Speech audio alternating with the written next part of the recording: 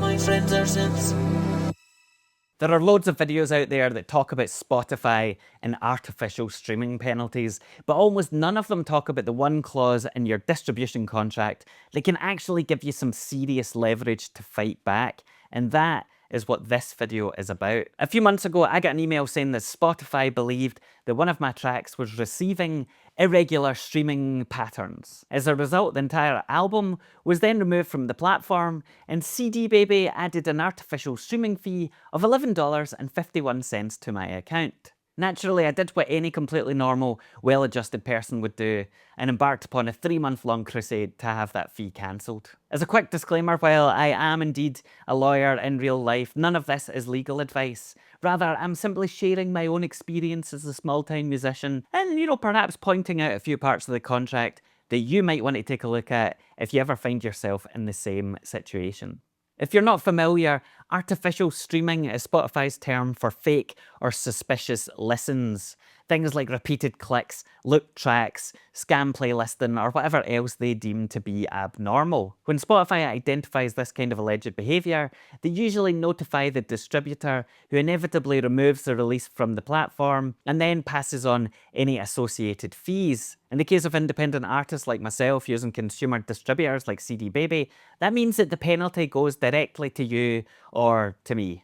Interestingly enough, the only track of mine which apparently had unusually high numbers of streams was one which I had written using samples used with permission from Emily Hopkins, aka Emily the Harpist. She was credited on the track and so appeared as an artist within Spotify, so it's hardly a surprise that I had more listens than the others on my account because, well, she's much more famous than I am. Anyway, Spotify's role in all of this is a whole topic of its own, and one which I won't go into too much detail about here. However, when I attempted to get more information about what and how exactly my account had been flagged originally, Spotify refused to give me it, even when I submitted data subject access requests under the UK's GDPR and pushed them pretty hard. They basically said that they weren't required to tell me, or anybody else for that matter, how their detection systems work, which, to be fair, isn't actually what I was asking for at all. So I've opened a case with the UK Information Commissioner, and I guess they can decide. Either way, in practice, this effectively means that Spotify can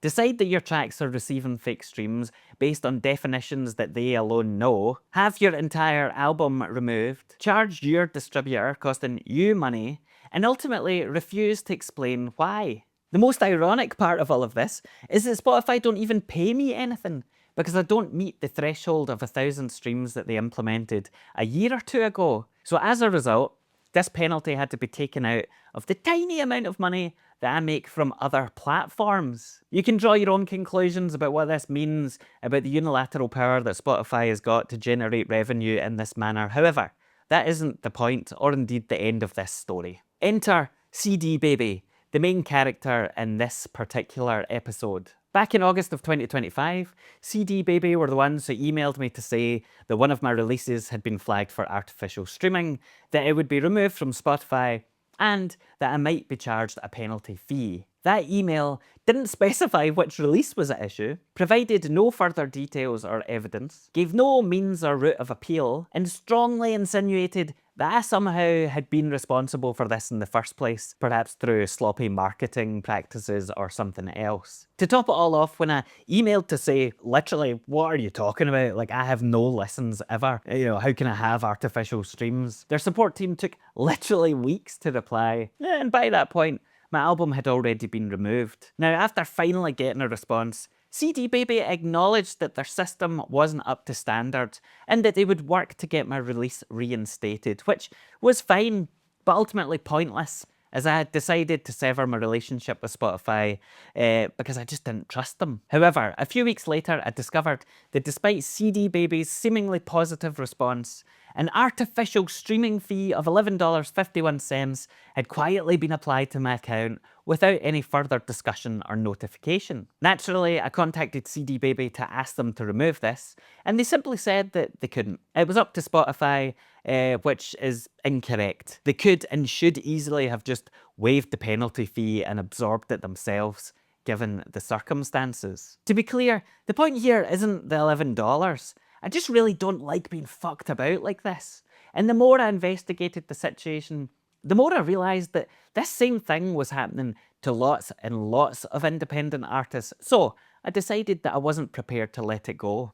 Knowing that this whole debacle was going to drag on, I had already sent CD Baby a data subject access request back in August of 2025, asking for all information that they had on my account, and in particular, the allegations of artificial streaming. Almost 3 months later, after claiming they needed an extra 60 days to dig out a grand total of 15 documents, the data finally arrived, and this is where things got really interesting. According to CD Baby's logs, Spotify first flagged my track back in January of 2025. In addition, I didn't breach the threshold for action until May of 2025. Despite this, CD Baby didn't notify me of any problems with my account until August of 2025. That's a gap of 8 months. CD Baby's public-facing policy explicitly states that if Spotify or another partner notifies us that your release was flagged for artificial streaming activity, you'll be notified by email. Except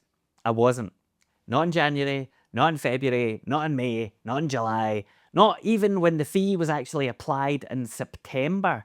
They only told me after everything had already happened, and it was too late for me to do anything about it. What's more, they had all of this information, but failed to provide it until I invoked my statutory rights under the UK GDPR, and even then, they delayed doing so as long as possible. That is pretty fucking pathetic. At this point, I'd begun to get a wee bit angry, and so I started to review CD Baby's terms of service, and I came across something pretty interesting. Under Section 19 of the Artist Agreement, CD Baby requires that disputes are handled via arbitration.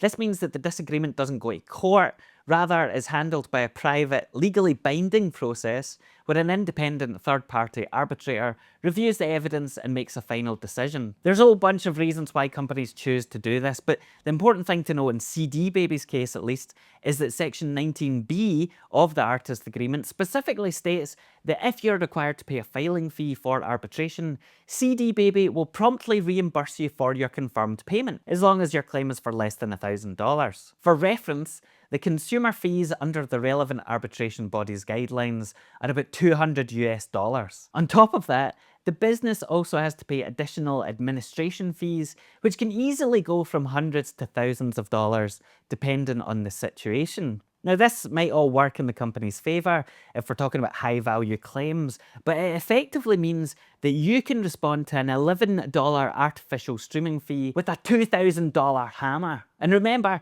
this is a result of the wording of CD Baby's own contract that they chose to implement. It is kind of unbelievable, in all honesty. As ridiculous as this situation is, it also highlights a really powerful tool that independent artists can potentially make use of to fight back against unjust practices. The reason that so many of these companies get away with just treating people like crap is because they are banking on you not understanding the legalese, getting intimidated, and eventually giving up, being like, oh well, what can I do? If you happen to find yourself in a similar situation, don't let them away with it. Document everything.